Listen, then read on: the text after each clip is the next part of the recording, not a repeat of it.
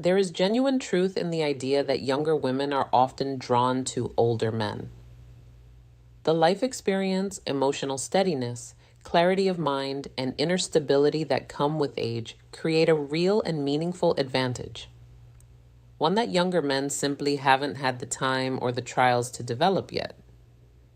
But here's where it gets complicated.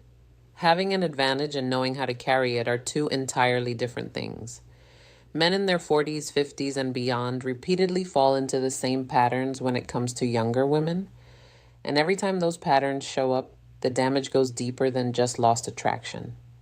They lose something harder to rebuild: respect. And without respect as a foundation, nothing else you bring to the table ever gets a fair look.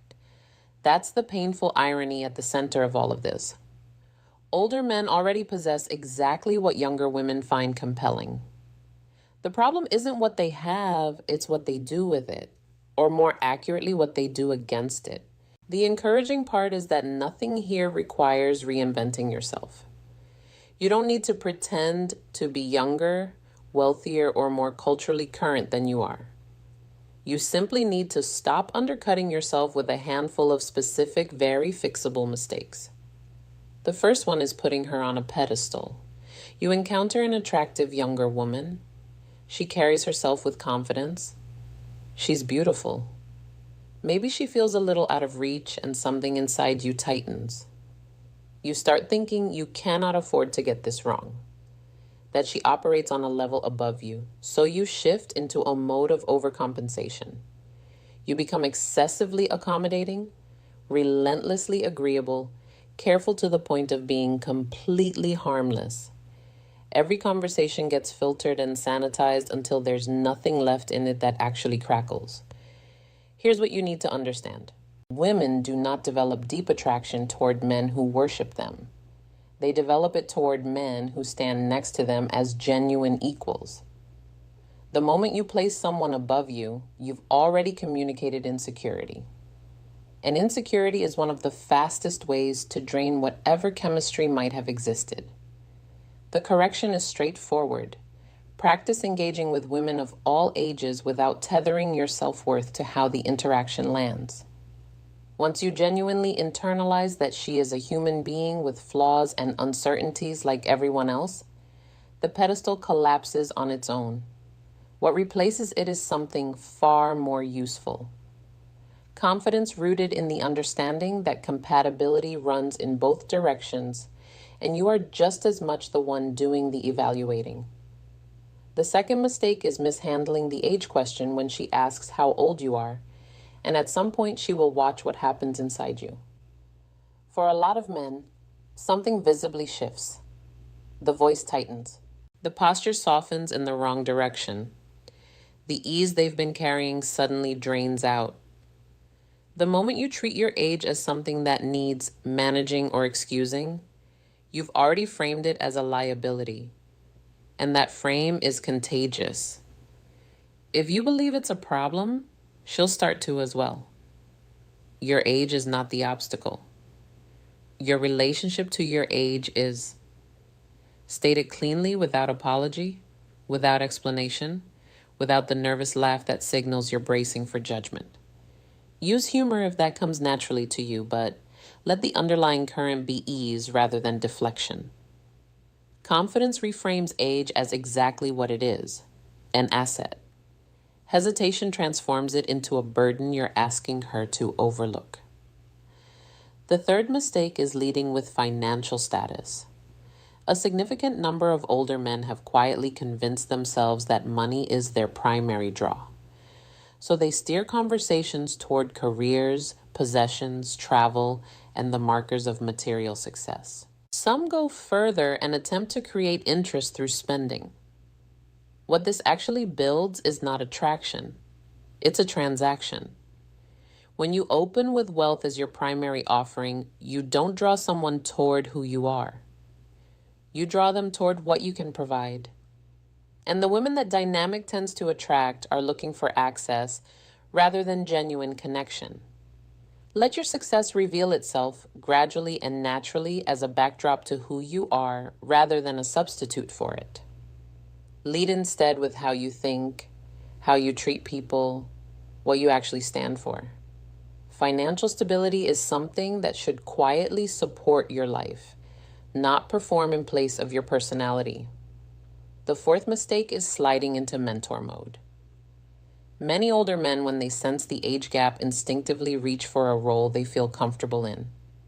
The advisor, the guide, the man with lessons to share. They offer perspective, dispense wisdom, and position themselves as someone with much to teach. What this does to chemistry is devastating.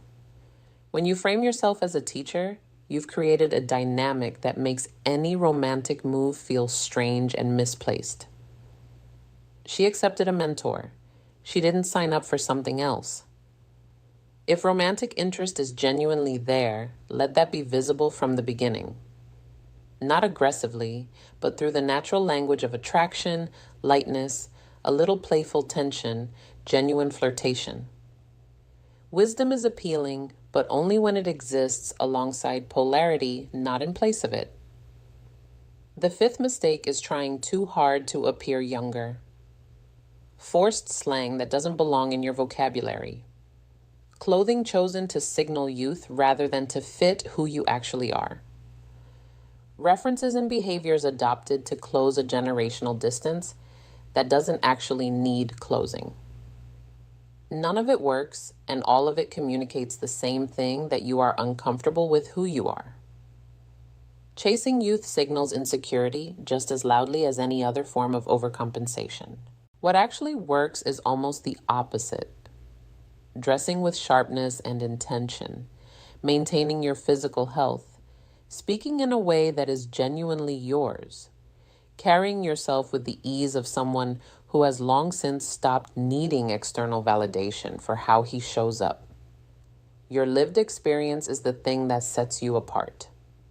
Disguising it is the last thing you should be doing. The sixth mistake is turning too much of the conversation into a highlight reel of your own life. Older men have a tendency to let interactions drift toward professional accomplishments, past achievements, and the credentials they've collected over time. It comes from a real place. The desire to demonstrate value, but the effect is the opposite of what's intended. Attraction is not assembled from a resume. It grows through genuine exchange, through the feeling of being truly met by another person. The man who actually commands attention in a room is rarely the one cataloging his accomplishments. He's the one who seems fully present, who listens with real interest, whose attention makes the person he's talking to feel genuinely seen. Let what you've built come through in your character rather than in your talking points. A man who is grounded in his own value doesn't need to argue the case for it. The seventh mistake is neglecting the physical dimension of how you present yourself. The richness of your inner life and the depth of your experience only carry so far if the external picture communicates someone who has stopped investing in himself. You don't need to look young. That's not the point. What you do need to communicate through your appearance is discipline, self-respect, and intentionality. Well-fitted clothing, clean grooming, a body that reflects some level of consistent care. These things signal that you take yourself seriously. And when someone can see that you take yourself seriously, they are far more inclined to do the same. At the root of every single one of these mistakes is one central issue: not fully owning who you actually are at this point in your life. Younger women are not holding out for perfection. They are not running a checklist of physical or generational requirements. What draws them when something real draws them is confidence that doesn't perform, authenticity that doesn't apologize, and a grounded sense of masculinity that feels settled rather than still searching for itself. Stop spending energy on excuses. Stop exhausting yourself trying to prove something.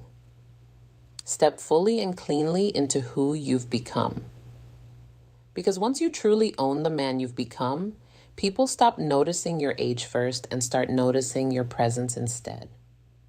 Real attraction has never been about chasing youth or trying to prove your worth. It has always been about confidence that feels natural, authenticity that doesn't need approval, and the kind of grounded presence that makes others feel it without you having to say much at all. The moment you stop trying to impress and simply stand fully in who you are, everything begins to shift. And in the end, the men who leave the strongest impression are rarely the ones demanding attention. They are the ones who carry themselves with quiet certainty, self-respect, and a presence that feels impossible to ignore.